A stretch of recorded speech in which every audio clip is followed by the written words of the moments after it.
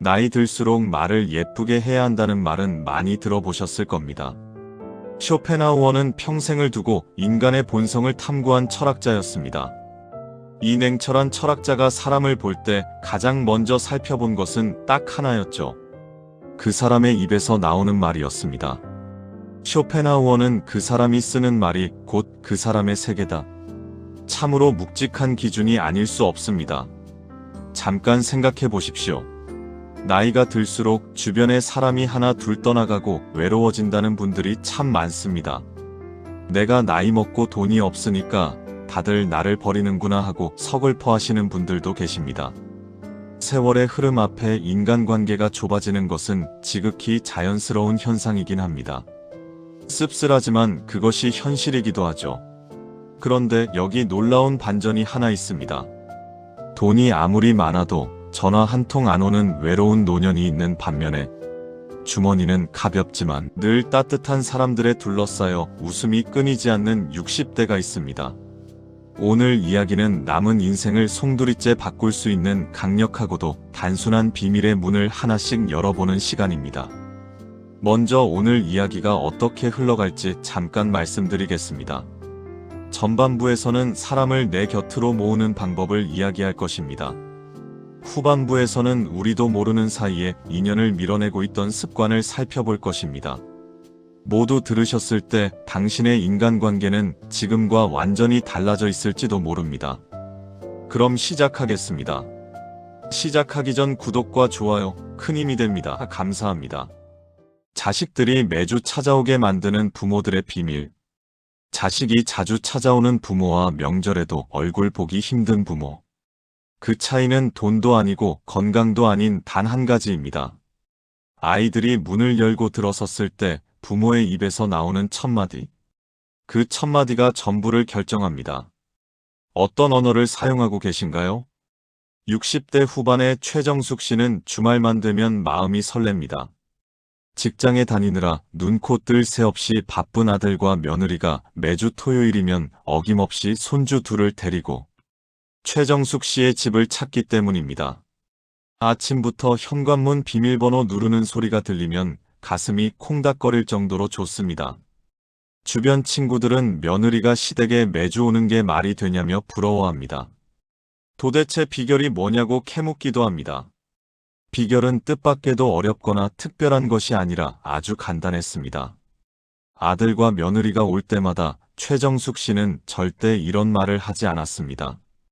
바쁜데 뭘 이렇게 자주 오냐, 집에서 쉬지, 이런 핀잔을 단 한 번도 한 적이 없었습니다. 대신 현관문이 열리면 하던 일을 멈추고 달려가서 눈을 맞추며 이렇게 말했습니다. 너희가 문을 열고 들어올 때 엄마는 인생에서 가장 행복하다. 이 늙은이 보러 와줘서 진짜 고맙다. 이 짧은 한마디, 이 단순하고도 솔직한 한마디가 아들과 며느리의 발걸음을 매주 시댁으로 돌리게 만든 비밀이었습니다. 며느리는 주변 친구들에게 이렇게 말하곤 했습니다.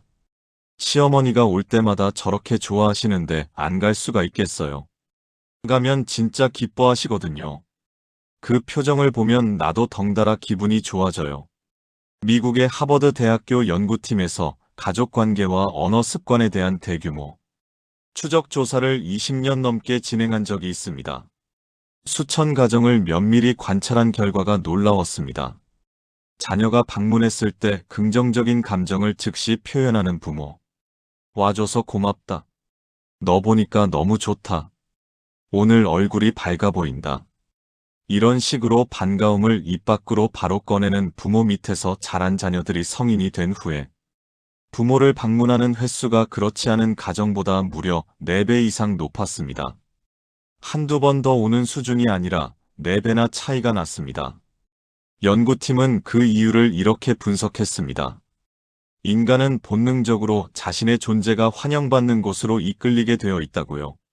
내가 어딘가에 갔을 때 그곳에서 내 존재를 진심으로 반겨주면 뇌에서 행복 호르몬인 옥시토신이 분비됩니다. 그리고 그 따뜻한 느낌이 기억에 새겨져서 또 가고 싶어지는 겁니다. 반대로 갈 때마다 잔소리를 듣거나 내가 온 것에 대해 핀잔을 듣거나 무관심하게 대접받으면 뇌는 그 장소를 스트레스 공간으로 인식해버립니다. 그러면 아무리 효자효녀라도 발걸음이 점점 뜸해질 수밖에 없습니다. 사실 많은 분들이 자식에게 속마음과 정반대로 말하는 경우가 굉장히 많습니다. 반가우면서도 왜 왔냐 바쁜데 오지 마라 하고 퉁명스럽게 뱉습니다. 속으로는 좋아서 미칠 것 같으면서도 겉으로는 무뚝뚝하게 구는 겁니다. 자식이 비싼 건강식품을 사오면 돈이 어디 있어서 이런 걸 사오냐? 당장 반품해라 하고 버럭 화를 내기도 합니다. 물론 속마음은 그게 아닙니다. 자식이 돈 쓰는 게 미안하고 고마워서 그러는 거죠. 그런데 자식들은 그 속에 담긴 속뜻을 잊지 못합니다. 오지 말라고 하니까 진짜 안 오는 겁니다. 내가 오는 게 귀찮으신가 보다. 가도 잔소리만 들으니 갈 필요가 뭐가 있나 하며 마음의 문을 닫아버립니다. 부모 입장에서는 서운하기 짝이 없지만 돌이켜보면 내가 한 말 때문에 자식이 발길을 끊는 겁니다. 말을 예쁘게 한다는 것은 결국 내 안에 있는 따뜻한 진심을 왜곡 없이 그대로 전달하는 예술입니다. 반가우면 반갑다고 고마우면 고맙다고 아이처럼 순수하게 표현해야 합니다. 서툴러도 됩니다. 어색해도 됩니다. 쑥스러워서 얼굴이 빨개져도 상관없습니다. 중요한 것은 내 진심이 말을 통해 상대방의 가슴에 정확하게 도착하는 것입니다. 내가 세상을 향해 띄우는 따뜻한 미소와 말 한마디가 결국 나에게 돌아오는 세상을 따뜻하게 가꾸는 유일한 방법이다. 부끄러워서 감췄던 고맙다는 말들을 이제는 밖으로 꺼내어 놓을 때입니다. 서툴고 어색해도 괜찮습니다. 당신이 건네는 예쁜 말 한마디가 자식들의 마음에 깊은 울림을 주고 결국 그 온기는 고스란히 당신의 품으로 돌아올 것입니다. 내일 자식한테 전화 한 통 해보십시오. 엄마가 요즘 너 생각 많이 한다 건강하지. 이 한마디면 됩니다. 그 귀한 한마디가 자식의 하루를 환하게 밝혀줄 겁니다. 늙어서 대접받는 사람들이 밥값 대신 내는 치명적인 무기. 나이가 들수록 모임에서 인기 있는 사람과 점점 불려가지 않는 사람으로 갈립니다. 그 갈림길은 돈이 많고 적고의 문제가 아닙니다. 상대방의 말에 어떻게 반응해 주느냐에 달려 있습니다. 60대 후반의 박현숙 씨는 동창 모임에 가면 언제나 인기가 폭발합니다. 돈을 엄청나게 잘 쓰는 부자도 아닙니다. 모임비는 늘 공평하게 나눠서 내는 편이고 가끔 커피 한 잔 사는 정도가 전부입니다. 특별히 외모가 뛰어난 것도 아니고 말솜씨가 유창한 것도 아닙니다. 그런데도 동창 모임에서 동기들과 후배들은 서로 박현숙 씨 옆자리에 앉으려고 자리 싸움을 벌입니다. 다른 모임에서도 마찬가지입니다. 박현숙 씨가 참석한다고 하면 갑자기 참석률이 올라갑니다. 도대체 비결이 뭘까요? 박현숙 씨에게는 남다른 무기가 하나 있었습니다. 돈으로 살 수 없는 무기. 그것은 바로 리액션이었습니다. 대화를 나눌 때 상대방이 슬픈 이야기를 하면 함께 눈시울을 붉혔습니다. 진짜로 눈물이 글썽거렸습니다. 기쁜 이야기를 하면 본인이 로또에 당첨된 것처럼 손을 치며 기뻐했습니다. 누가 손주 자랑을 하면 세상에 어쩌면 그렇게 잘생겼냐 할머니 닮아서 그런가 봐 하고 한술 더 뜨는 겁니다. 누가 아프다고 하면 많이 아팠겠다 속상해서 내가 다 가슴이 아프네 하면서 상대방의 손을 꼭 잡아줬습니다. 어머나 어쩌면 좋아. 세상에 정말 잘됐다. 이 두 마디. 이 간단한 감탄사와 진심 어린 리액션이 박현숙 씨를 모임의 주인공으로 만들었습니다. 미국의 프린스턴 대학교 연구진이 인간관계의 매력도에 관한 아주 흥미로운 실험을 했습니다. 두 유형의 사람을 놓고 비교를 한 겁니다. 한쪽은 완벽한 논리로 조언을 기가 막히게 잘하는 사람이었습니다. 상대가 고민을 털어놓으면 척 분석하고 해결책을 조목조목 제시해 줬습니다. 머리가 좋고 말도 정확했습니다. 다른 한쪽은 논리는 좀 부족해도 상대의 감정에 격하게 공감하며 반응해주는 사람이었습니다. 분석보다는 정말요 얼마나 힘들었어요 하며 감정으로 온몸으로 반응했습니다. 결과는 놀라웠습니다. 실험 참가자의 85% 이상이 후자의 인물에게 압도적인 호감을 느꼈고, 향후 비밀을 털어놓고 싶은 상대로 선택했습니다. 조언을 잘하는 사람이 아니라 감정을 알아주는 사람한테 마음을 열었다는 뜻입니다. 왜냐하면 인간은 고독을 느낄 때 해결책이 아니라 자신의 감정을 알아주는 반응을 갈구하기 때문입니다. 나를 이해해준다는 느낌, 나의 기쁨과 슬픔을 함께 나눠준다는 느낌. 그것이 사람의 외로움을 녹이는 가장 강력한 힘이라는 겁니다. 나이가 들수록 뇌는 점점 굳어지고 타인의 이야기에 무덤덤해지기 쉽습니다. 아무리 대단한 이야기를 들어도 아 그래 하고 시큰둥하게 넘기기 일쑤입니다. 남이 무슨 말을 해도 그건 말이야 하면서 훈수를 두거나 나 때는 더했다며 자기 이야기로 가로채기 일쑤입니다. 상대방이 아무리 신나서 이야기해도 표정 하나 안 바뀌는 무표정한 얼굴로 앉아있으면 말하는 사람은 벽한테 말하는 것 같은 허탈함을 느낍니다. 하지만 매력적인 시니어는 다릅니다. 상대방의 감정에 주파수를 딱 맞추고 격렬하게 호응해줍니다. 영혼 없이 고개만 끄덕이는 것이 아닙니다. 얼굴 전체에 표정을 담고 상대의 슬픔과 기쁨을 온몸으로 받아내는 겁니다. 밥값으로 수십만 원을 쓰는 것보다 상대의 말에 정성스럽게 반응해주는 것이 훨씬 더 값진 대접입니다. 그것이 돈으로 절대 살 수 없는 치명적인 무기인 겁니다. 쇼펜하우어는 타인의 고통과 기쁨에 깊이 공감하는 능력이야말로 인간이 가질 수 있는 가장 순수한 미덕이며 고독한 삶을 구원하는 유일한 열쇠다라고 했습니다. 내 이야기만 하느라 목이 쉬었던 날들을 뒤로 하고 이제는 타인의 이야기에 귀를 열어둘 때입니다. 당신의 따뜻한 눈빛과 진심 어린 감탄사 한 자락이 외로운 누군가의 마음에 지워지지 않는 꽃을 피워낼 겁니다. 다음 모임에서 누가 이야기를 꺼내면 하던 말을 잠시 멈추고 그 사람의 눈을 바라보며 그래서 어떻게 됐어요? 하고 물어봐 주십시오. 그 작은 반응 하나가 당신을 모임의 보물로 만들어줄 겁니다. 무시당하던 사람이 하루아침에 여왕 대접 받게 된 이유. 사람은 누구나 인정받고 싶어 합니다. 특히 나이가 들수록 그 욕구가 더 커지는데 대부분은 인정받기를 원하면서도 정작 남을 인정해주는 데는 인색합니다.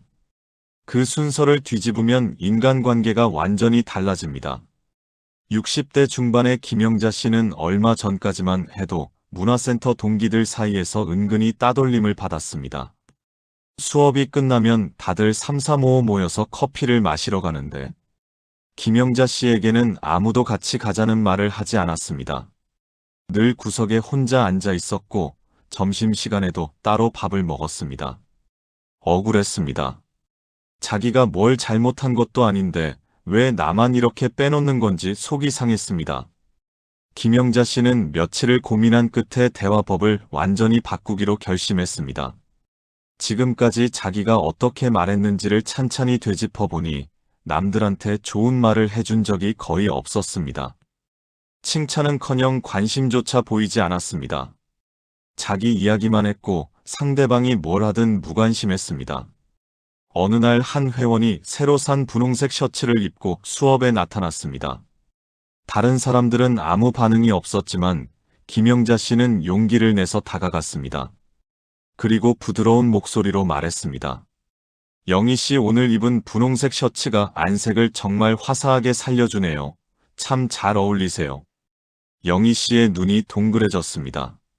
얼어붙었던 표정이 순식간에 풀리면서 환하게 웃었습니다.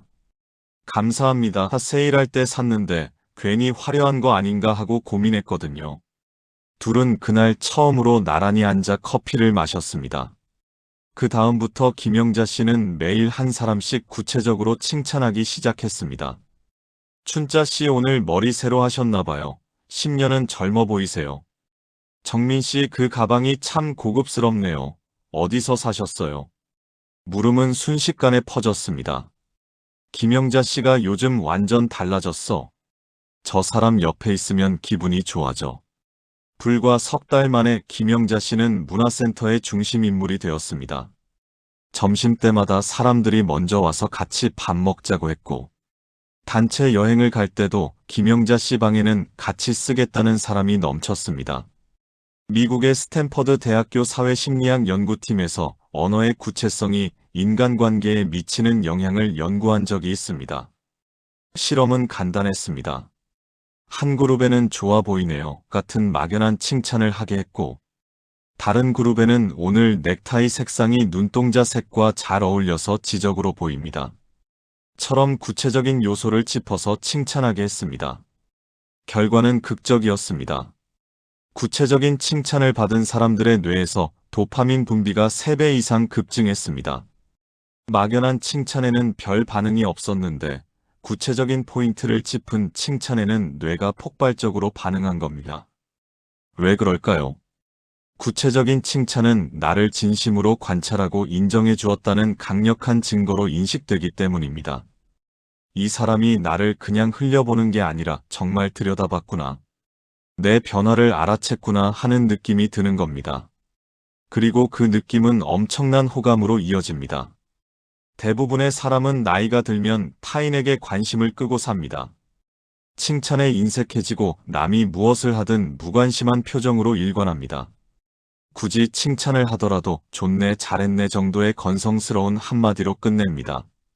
그러면서 은근히 대접받기를 원합니다. 남들이 먼저 나한테 잘해주기를 기다립니다. 하지만 이것은 순서가 완전히 뒤집어진 겁니다. 대접을 받고 싶다면 먼저 상대방을 영웅으로 만들어줘야 합니다. 말을 예쁘게 하는 사람은 타인의 사소한 변화를 기가 막히게 포착해냅니다. 새로 바꾼 머리 모양, 새로 산 신발, 오늘따라 밝아 보이는 표정.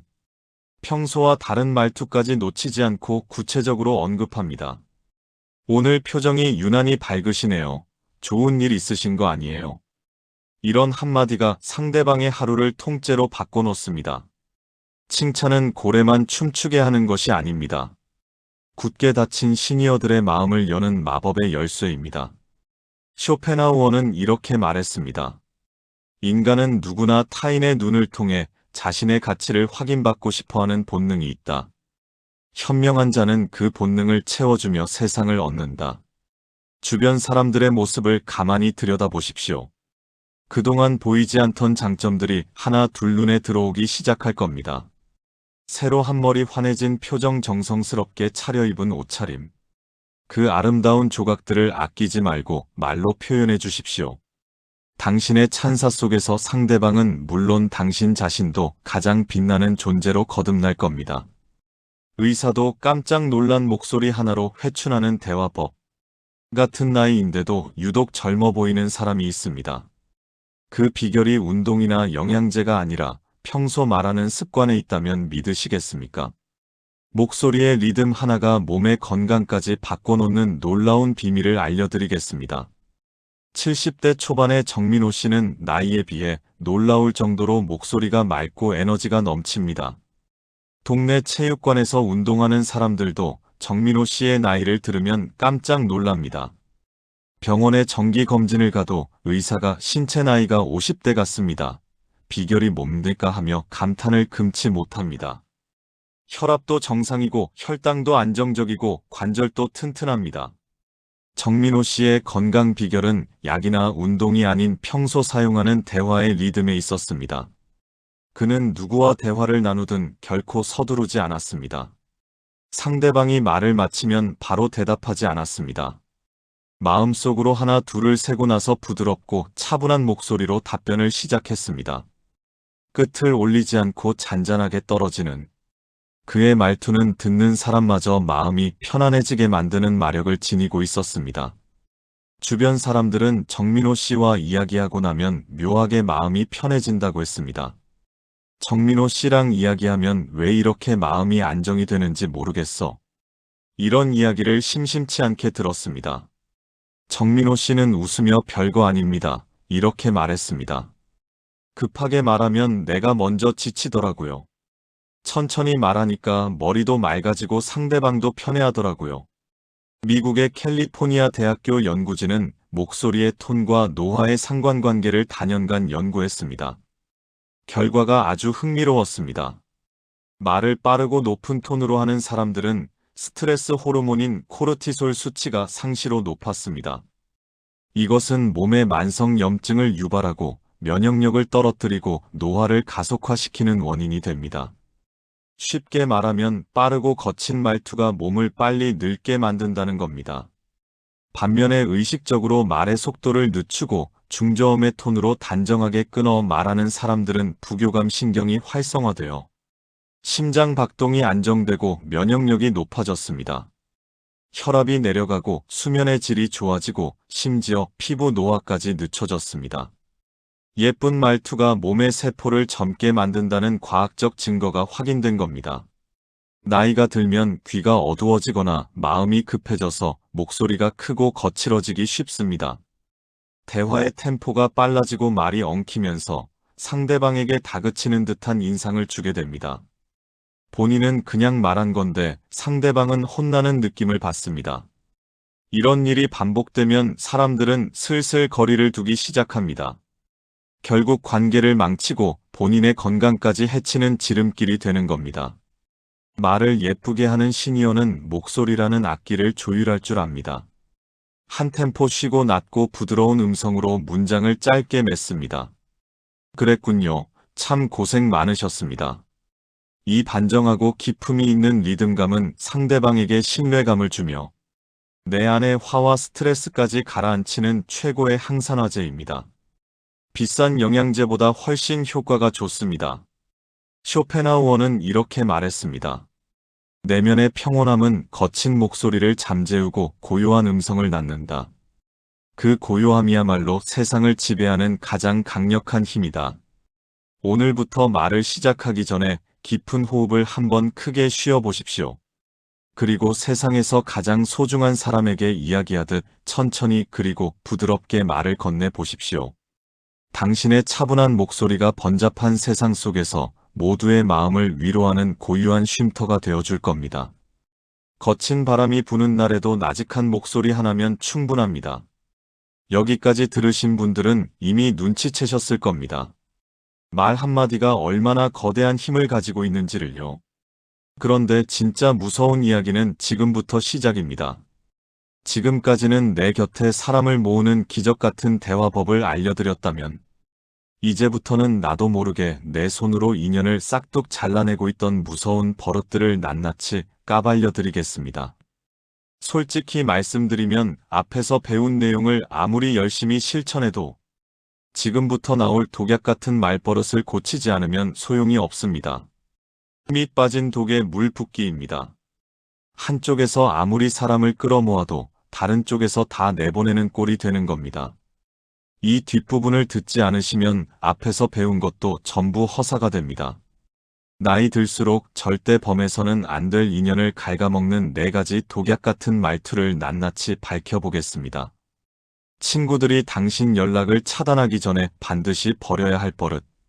기쁜 소식을 전했는데 돌아오는 대답이 찬물 한 바가지라면 그 사람에게 다시 좋은 소식을 알려주고 싶겠습니까? 나도 모르는 사이에 입에서 튀어나오는 부정적인 한마디가 평생 인연의 줄을 끊어놓고 있을 수 있습니다. 60대 중반의 박순희 씨는 요즘 동네 아주머니들과의 커피 모임에서 은근히 소외감을 느낍니다. 언제부턴가 찻집에 모이면 박순희 씨가 말을 꺼낼 때마다 분위기가 썰렁해지기 때문입니다. 다른 사람들은 서로 제잘제잘 이야기꽃을 피우는데 박순희 씨가 한마디 하면 갑자기 정적이 흐릅니다. 눈치를 보며 화제를 바꾸는 사람도 있었습니다. 박순희 씨는 무엇이 문제인지 도무지 알 수가 없었습니다. 사실 박순희 씨에게는 본인도 모르는 치명적인 입버릇이 있었습니다. 남들이 기쁜 소식을 전할 때마다 어김없이 찬물을 끼얹는 버릇이었습니다. 예를 들어 누가 이번에 친구 아들이 대기업에 취직했대 하면 박순희 씨는 바로 이렇게 받아쳤습니다. 거기 구조 조정한다던데 힘들겠네. 또 누가 우리 손주가 이번에 전교 1등을 했다 하면 요즘은 공부만 잘한다고 되는 세상이 아닌데 하고 한마디를 덧붙였습니다. 박순희 씨 입장에서는 나름대로 현실적인 이야기를 한 거였습니다. 세상 물정을 아니까 남들처럼 오버하지 않고 솔직하게 말한 거라고 생각했습니다. 하지만 듣는 사람 처지에서는 완전히 달랐습니다. 좋은 소식을 기쁜 마음으로 나눴는데 돌아온 반응이 부정적인 전망이나 걱정이니 기분이 좋을 리가 없었습니다. 한두 번은 이어 넘어갈 수 있지만 이것이 반복되니 사람들은 박순희 씨에게 좋은 이야기를 꺼내는 것 자체를 꺼리게 됐습니다. 결국 대화에서 박순희 씨는 자연스럽게 밀려났습니다. 미국의 예일 대학교 심리학과 연구팀에서 인간의 대화 습관과 사회적 고립의 관계를 분석했습니다. 대화 중에 상대방의 의견에 상습적으로 이의를 제기하거나 칭찬 뒤에 반드시 하지만을 붙여 부정적인 면을 부각하는 사람들의 대화 유형을 조사했습니다. 연구 결과가 충격적이었습니다. 이런 유형의 사람들은 주변 인물들로부터 에너지를 빼앗기는 존재로 낙인 찍혀 있었습니다. 만나고 나면 기분이 가라앉는 사람으로 인식되었던 겁니다. 그리고 주변 사람들은 6달 이내에 이들과의 연락을 자발적으로 끊는 경향을 보였습니다. 서서히 그리고 조용히 하지만 확실하게 멀어졌습니다. 본인은 왜 사람들이 떠나는지 모릅니다. 떠나는 사람들에게 물어보면 이유는 하나같이 같았습니다. 저 사람이랑 이야기하면 피곤해요. 나이가 들면 인생의 온갖 풍파를 겪었기에 세상을 보는 눈이 냉소적으로 변하기 쉽습니다. 젊은 시절의 순수한 기대와 설렘이 사라지고 모든 것에 글쎄 그게 그렇게 간단하겠어 하는 의심의 눈초리를 보내게 됩니다. 남들의 순진한 기쁨을 보면 그게 다가 아니다 살아보니 별거 없더라며 찬물을 끼얹고 싶어집니다. 본인은 현실적인 조언을 해준다고 착각하지만 듣는 사람 처지에서는 그저 내 행복을 시기하는 심술 사나운 사람으로 볼 뿐입니다. 예쁜 말은 상대방의 기쁨에 온전히 동참해주는 것입니다. 굳이 뒤에 숨은 어두운 단면을 들춰내어 분위기를 망칠 필요가 전혀 없습니다.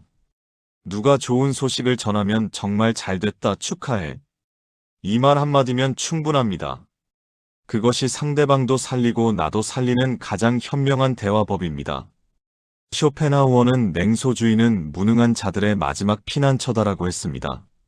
타인의 행복에 재를 뿌리는 자는 결국 자신의 삶을 어둠 속에 가두게 된다. 누구나 마음속에 어둠과 부정적인 생각이 솟아오를 때가 있습니다.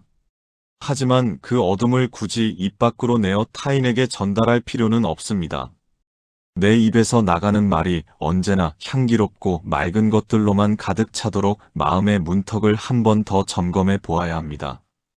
그 작은 노력이 당신의 노년을 지독한 외로움으로부터 구해줄 겁니다. 입만 열면 손주들이 도망치는 사람들의 끔찍한 공통점. 손주들이 할아버지 할머니를 피하는 이유는 단 하나입니다. 만날 때마다 잔소리를 듣기 때문입니다. 아이들에게 할머니 할아버지는 놀아주는 사람이어야지 또 다른 선생님이 되면 안 됩니다.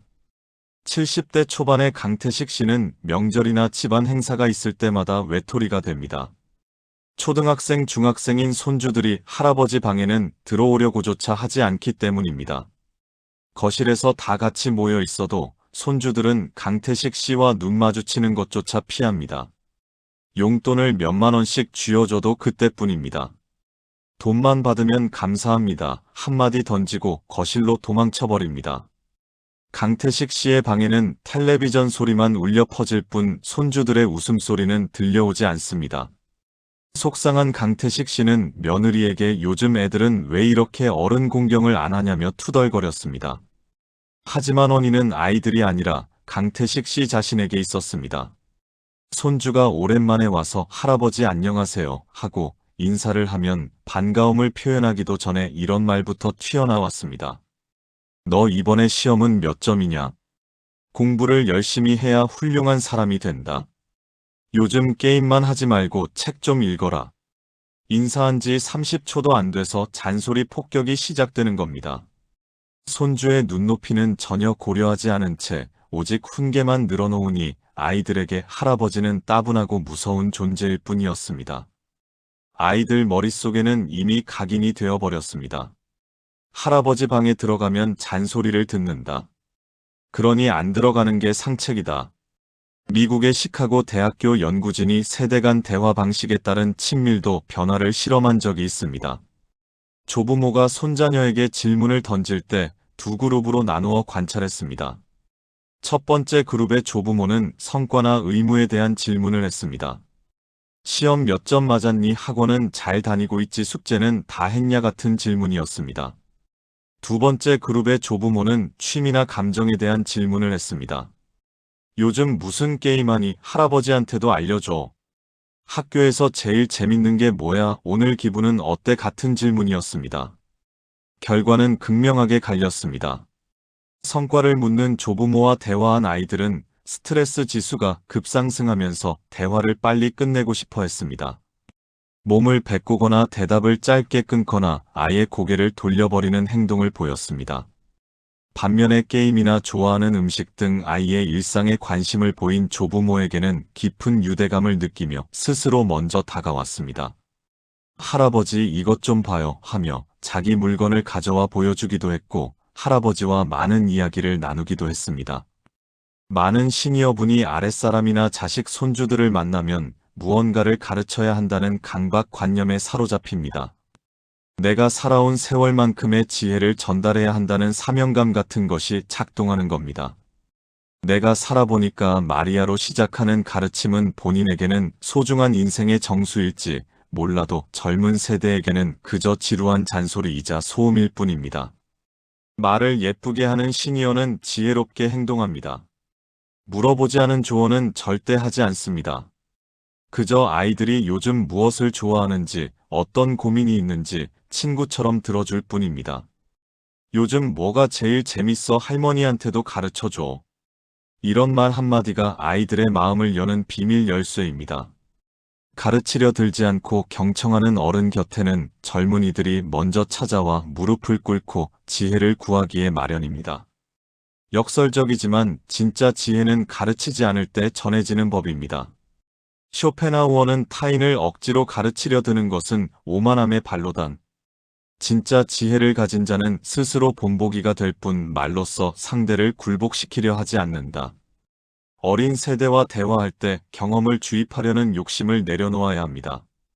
그들의 미숙함조차 귀엽게 바라봐주는 넉넉한 마음이 필요합니다. 당신이 훈계 대신 따뜻한 미소로 그들의 이야기를 들어줄 때 당신은 고리타분한 어른이 아니라 언제든 찾아가고 싶은 인생의 위대한 멘토로 기억될 겁니다. 다음에 손주가 오면 시험 점수 대신 요즘 뭐 하면 제일 신나하고 물어봐 주십시오. 손주의 눈이 반짝거리는 것을 보실 수 있을 겁니다. 자존심 세우려다 주변 사람 다 잃는 최악의 입버릇. 자존심이 강한 것과 자존심의 눈이 먼 것은 완전히 다릅니다. 잘못을 인정하지 못하는 고집이 나를 지켜주는 것 같지만 사실은 가장 소중한 인연을 하나씩 밀어내고 있는 겁니다. 60대 초반의 윤정희 씨는 자존심이 하늘을 찌를 정도로 강한 사람입니다. 자기가 틀렸다는 것을 절대 인정하지 못합니다.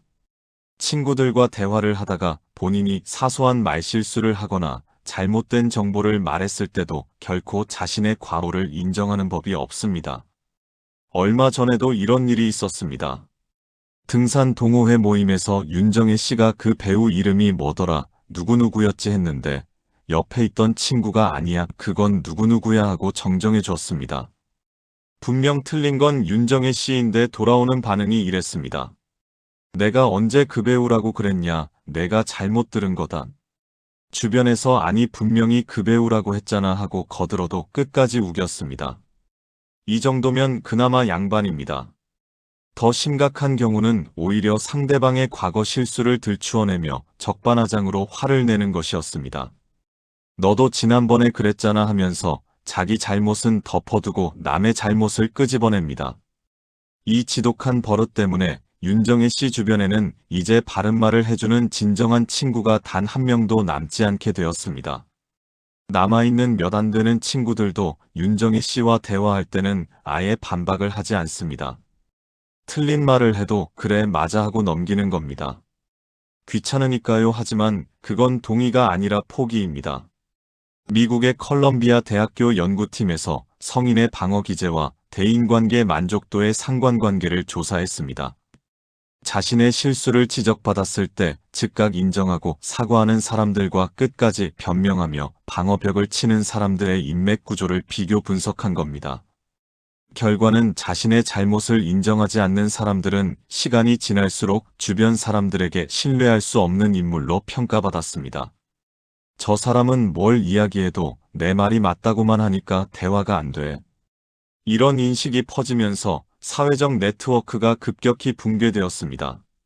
친구부터 하나 둘 떠나기 시작해서 결국에는 형식적인 관계만 남게 되었습니다. 반면 사과가 빠른 사람들은 오히려 대인관계가 더욱 견고해졌습니다. 실수를 깔끔하게 인정하는 모습이 진정성과 신뢰감을 주었기 때문입니다. 나이가 들수록 자신의 과오를 인정하는 것을 극도로 두려워합니다. 그것이 자신의 권위와 자존심을 무너뜨린다고 착각하기 때문입니다. 수십 년을 살아온 사람이 실수를 인정하면 창피하다고 느낍니다. 그래서 명백한 잘못 앞에서도 뻔뻔하게 딴소리를 하거나 오히려 화를 냅니다. 하지만 주변 사람들의 속마음은 이렇습니다. 저 사람은 틀려도 절대 인정을 안 해. 대화가 안 되는 사람이야. 진짜 자존심은 내 실수를 깔끔하게 인정할 때 지켜지는 것입니다. 잘못을 알아챘을 때 미안하네, 내가 나이가 들어서 착각했나 보네 하고 털어버리는 부드러움이 필요합니다. 이 한마디에 상대방은 오히려 감동을 받습니다. 이 나이에 저렇게 솔직하게 인정하시다니 대단하시다. 크게 사과할 줄 아는 모습은 추하지 않습니다. 오히려 대단히 깊이 있고 매력적으로 다가옵니다. 쇼펜하우어는 자신의 오류를 인정하지 않는 것은 어리석음을 증가시키는 행위다. 실수를 받아들이는 유연함 속에 인간의 진짜 품격이 깃든다고 했습니다. 사과하는 것은 지는 것이 아닙니다.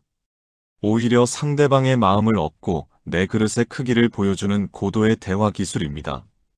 자존심이라는 단단한 껍질을 깨고 나와 미안함을 솔직하게 표현해 보십시오. 그 유연하고 너른 태도에서 당신의 인간관계는 상처 없이 더욱 깊고 단단해질 겁니다. 남의 말인 줄 알았는데 나도 모르게 상처 주는 은근한 저격 말투. 솔직한 성격이라고 자부하는 사람 중에 주변에 사람이 없는 경우가 많습니다. 본인은 직설적이라고 생각하지만 듣는 사람에게는 칼로 베는 것과 다름이 없기 때문입니다. 솔직함과 잔인함의 경계를 구분하지 못하면 인생이 황폐해집니다. 60대 후반의 오정수 씨는 본인이 굉장히 솔직하고 뒤끝 없는 화끈한 성격이라고 자부합니다. 할 말은 하고 사는 사람이라는 것이 자랑입니다. 나는 속에 담아두는 거 못해, 할 말은 해야 직성이 풀려 하면서 거침없이 말을 내뱉습니다. 하지만 주변 사람들의 평가는 전혀 달랐습니다. 오정수 씨는 대화 도중 잘하라고 하는 소리야 라는 전제를 깔고 상대방의 아픈 구석을 사정없이 찔러댔습니다. 사진 동호회에서 친구가 오랜만에 모임에 나오면 자네는 왜 이렇게 푹 늙었나, 관리 좀 해야겠어 하고 툭 던집니다. 웃으면서 말하지만 듣는 사람은 웃을 수가 없습니다. 누가 새로 산 옷을 입고 오면 자네 체형에는 그 옷이 좀 안 맞는 것 같은데 하고 평가합니다. 상대방의 표정이 굳어지면 농담인데 뭘 그렇게 속 좁게 받아들이냐며 오히려 상대를 속 좁은 사람으로 몰아갔습니다. 문제는 오정수 씨 본인은 자기가 상처를 주고 있다는 것을 전혀 모른다는 겁니다. 오히려 자기가 솔직하고 꾸밈 없는 성격이라서 사람들이 좋아한다고 착각하고 있었습니다. 하지만 현실은 정반대였습니다. 사진 동호회 단체 대화방에서 모임 날짜를 정할 때 오정수 씨 안 오는 날로 잡자는 이야기가 오갈 정도였습니다. 이 솔직함을 가장한 칼날 같은 말투가 수많은 인연의 가슴에 못을 박았습니다. 미국의 펜실베이니아 대학교 사회심리학 연구진이 언어적 공격성과 정서적 상처에 대해 깊이 있는 연구를 진행했습니다. 연구진은 두 가지 유형의 부정적 언어를 비교했습니다. 하나는 대놓고 하는 직접적인 욕설이었고, 다른 하나는 너를 위해서 하는 말이야 또는 농담인데라는 전제를 깔고 행해지는 은근한 비난이었습니다. 결과는 충격적이었습니다. 대놓고 하는 욕설보다 은근한 비난이 인간의 뇌에 훨씬 더 오랫동안 지워지지 않는 치명적인 트라우마를 남긴다는 사실이 밝혀졌습니다. 왜냐면 직접적인 욕설은 상대방도 저 사람이 나쁜 말을 했다고 명확하게 인식할 수 있기 때문에 방어가 가능합니다. 하지만 너를 위해서라는 포장을 두른 비난은 상대방을 혼란에 빠뜨립니다. 화가 나는데 화를 내면 안 될 것 같고, 상처받았는데 상처받았다고 하면 속 좁은 사람이 되는 것 같고, 이 이중구속이 뇌를 교란시켜 트라우마가 훨씬 깊어지는 겁니다. 이러한 말투는 상대방의 자존감을 교묘하게 무너뜨리며 무의식적인 거부 반응을 유발하여 관계를 완전히 파괴합니다. 솔직함이 무조건 미덕인 것은 아닙니다. 상대방에 대한 배려가 없는 솔직함은 그저 정제되지 않은 폭력일 뿐입니다. 특히 나이가 들면 내가 이 나이에 못할 말이 뭐가 있냐며 필터를 거치지 않고 생각나는 대로 뱉는 경향이 강해집니다. 자기 나이가 면죄부라도 되는 것처럼 무례한 말을 아무렇지도 않게 내뱉습니다. 하지만 생각해 보십시오. 내가 던진 무심한 농담 한마디에 누군가는 밤새 잠을 못 이루고 눈물을 흘릴 수 있습니다. 내가 웃으면서 던진 너 왜 이렇게 늙었냐 라는 한마디에 상대방은 거울 앞에 서서 한숨을 쉴 수 있습니다. 말을 예쁘게 한다는 것은 내 입을 떠난 말이 상대방의 가슴에 부드러운 솜털처럼 앉을지, 날카로운 비수가 되어 꽂힐지 한 번 더 헤아리는 사려 깊음입니다. 쇼펜하우어는 이렇게 경고했습니다. 악의적인 말은 부메랑과 같죠. 타인의 가슴에 상처를 입히고 결국에는 반드시 자신에게 돌아와 파멸을 부른다. 말을 하기 전에 딱 3초만 멈추어 생각해 보십시오. 이 말이 상대방에게 정말 필요한 말인가 아니면 상처가 되지는 않을까. 그 잠깐의 멈춤이 당신의 품격을 결정합니다. 날카로운 칼날 같은 말 대신 상대방의 아픈 곳을 부드럽게 감싸주는 온기 가득한 언어로 당신의 주변을 채워나가시길 바랍니다. 솔직함이라는 이름 뒤에 숨어있던 칼날을 내려놓을 때 비로소 진짜 솔직하고 따뜻한 사람이 될 수 있습니다. 오늘 나이가 들수록 말을 예쁘게 하는 사람 곁에 왜 그토록 아름다운 인연들이 모여드는지, 그리고 우리가 무심코 저지르던 말투의 실수가 얼마나 무서운 결과를 초래하는지 함께 살펴보았습니다. 자식들이 매주 찾아오게 만드는 따뜻한 환대의 말, 밥값보다 강력한 리액션의 힘, 구체적인 칭찬으로 사람의 마음을 여는 기술, 목소리 하나로 건강까지 지키는 차분한 대화법. 이 네 가지는 당신의 곁에 사람을 모으는 기적의 씨앗입니다. 반대로 기쁜 소식에 찬물을 끼얹는 버릇, 손주에게 잔소리부터 퍼붓는 훈계조 말투, 잘못을 절대 인정하지 않는 고집, 솔직함을 가장한 은근한 독설. 이 네 가지는 당신도 모르는 사이에 소중한 인연을 갉아먹는 무서운 독약입니다. 인생의 황혼기에 접어들수록 우리에게 가장 필요한 것은 수억 원의 자산이 아닙니다. 내 이야기를 진심으로 들어주고 내 손을 따뜻하게 잡아줄 사람 단 한 명입니다. 그리고 그 귀한 사람은 나의 부드러운 말을 통해서만 내 곁에 머물 수 있습니다. 돈으로는 절대 붙잡을 수 없는 사람을 말 한마디로는 붙잡을 수 있습니다. 쇼펜하우어의 말처럼 내가 쓰는 말이 곧 내가 살아가는 세상을 결정합니다. 거칠고 차가운 말을 내뱉으면 내 세상은 한겨울처럼 꽁꽁 얼어붙을 것이고, 부드럽고 따뜻한 말을 건네면 내 세상은 봄날의 정원처럼 화사하게 피어날 것입니다. 비록 지나온 세월 동안 내 말투가 서툴고 투박했을지라도 낙담할 필요는 전혀 없습니다. 인생의 진짜 아름다운 가을은 지금부터 시작이기 때문입니다. 오늘 만나는 가족과 이웃, 오랜 친구에게 따뜻한 미소와 함께 부드러운 말 한마디를 먼저 건네보는 것은 어떨까요? 당신의 작은 변화가 외롭던 노년을 세상에서 가장 따뜻한 봄날로 바꿔놓을 겁니다. 함께 해주셔서 감사합니다. 오늘을 살아낸 당신에게 채널입니다. 지나온 시간들을 되돌아보고 싶을 때, 앞으로 나아가는 길이 망설여질 때, 철학 속에서 위로 공감 용기를 함께 채워나가는 곳입니다. 구독과 좋아요 큰 힘이 됩니다. 감사합니다.